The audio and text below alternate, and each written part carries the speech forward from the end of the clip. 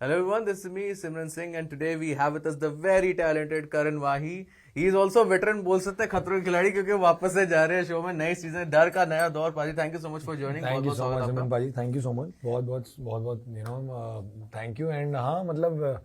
Veteran हो गए हैं हम एक्चुअली खतरों के तीसरी बार कर रहे हैं खतरों मतलब पता नहीं वेटरन कहेंगे या ढीठ कहेंगे ढीठ पंजाबी में ढीठ बोल सकते हैं ढीठ बोल नहीं बट पाजी जब ये थर्ड टाइम ऑफर है what was the first reaction first reaction was फिर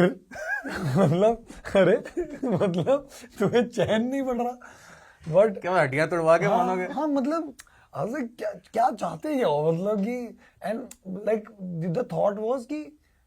how are you going to get me back this time like what is like क्योंकि जब सेकंड टाइम हुआ था जब मेड इन इंडिया का सीन हुआ था तो वो इसलिए भी हुआ था क्योंकि लॉकडाउन चल रहा था और उस टाइम रूल ये था कि सारे ही पुराने थे कि जिन्होंने खतरों कर लिया था उनके लिए था made in India and then when they told me they were like no यार इस बार ना we are getting some new people in some old contestants and I was like but this is an individual show like what's the scenario तो अब हम जाने वाले हैं अभी तक हमें बताया नहीं है आई थिंक ये शो का आई थिंक सबसे बड़ा सरप्राइज है अच्छा but was very excited when they called me. I think this is the only show that I really like I get really excited about it because it's not a reality show. ये ना ये experience है और मुझे ऐसा लगता है ये एक्सपीरियंस ना हर किसी को करना चाहिए एक बार एटलीस्ट मेरे जैसे लोगों को 3 बार मौका मिल रहा है and I am very glad यार मतलब मैं तो मतलब होप करूंगा कि इस बार मैं सबको वही बोल रहा था कि मैं जीत जाऊं और फिर इनको मैं बोलूंगा कि ये खिलाड़ियों का खिलाड़ी करना सिर्फ विनर्स को बुला के तो मेरा चौथा सीजन भी हो जाएगा और अगर विन नहीं करता हूँ तो रनर्स अप का कर लेना मैंने एक सीजन में तो रनर अप रहा हूँ मैं ओके भाई what is the takeaway मतलब जैसे हम बोलते हैं थर्ड सीजन की जब तीसरी बार जा रहे हैं तो तैयारी क्या है जो मतलब सेकंड जो मैंने पहली 2 बार नहीं की थी इस बार करना है ऐसे कुछ है यार शो की में तैयारी नहीं हो पाती इस शो की ना आप तैयारी नहीं कर सकते मतलब क्या करो अपनी बिल्डिंग के छत पे जाके मतलब खड़े तो हो नहीं जाओगे या तो शौक लोगे झटके लोगे या मतलब ऐसे उंगली तो डाल नहीं दोगे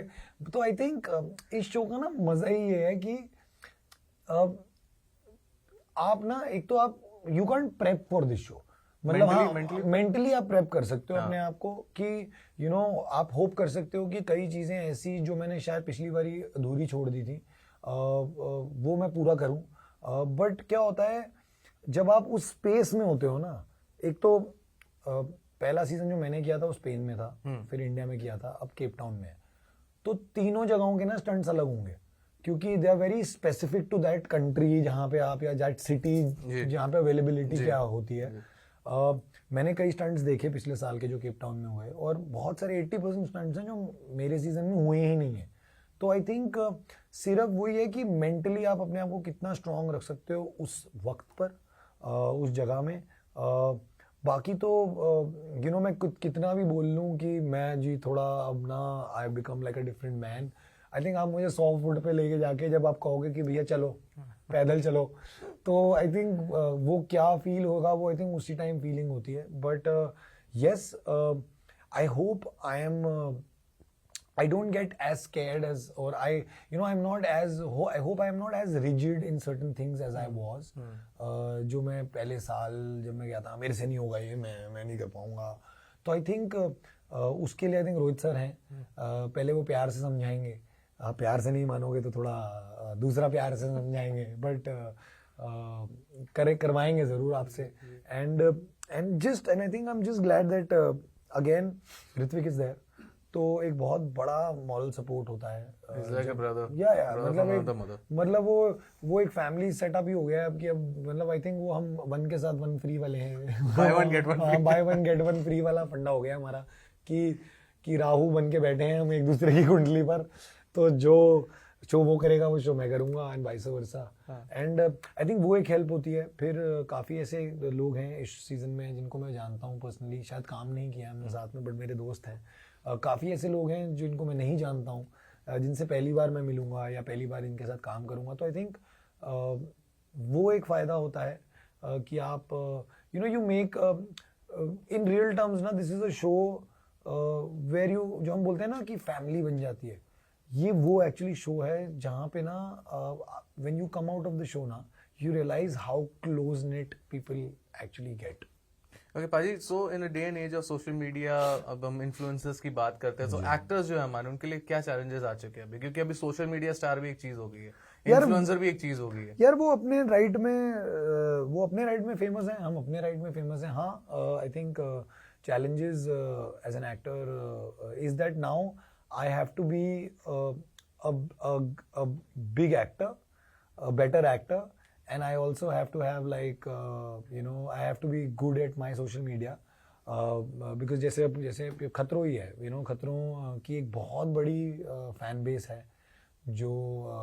हमें सोशल मीडिया पे मैसेज करती है या हमें OTT पे देखती है, जियो हॉटस्टार पे देखती है. तो आई थिंक अब एज एन एक्टर सिर्फ चैलेंजेस ये होते हैं कि आपको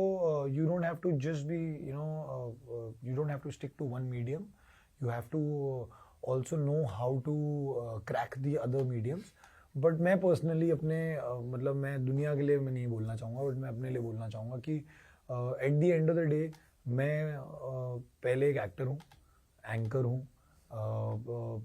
तो मैं उसी चीज़ पे फोकस कर सकता हूँ जो चीज़ मुझे ज़्यादा अच्छे से आती है. बाकी मेरी किस्मत है, अगर चीज़ें वर्क करेंगी सोशल मीडिया पे. नंबर्स इम्पॉर्टेंट हैं, I know for everybody, because it becomes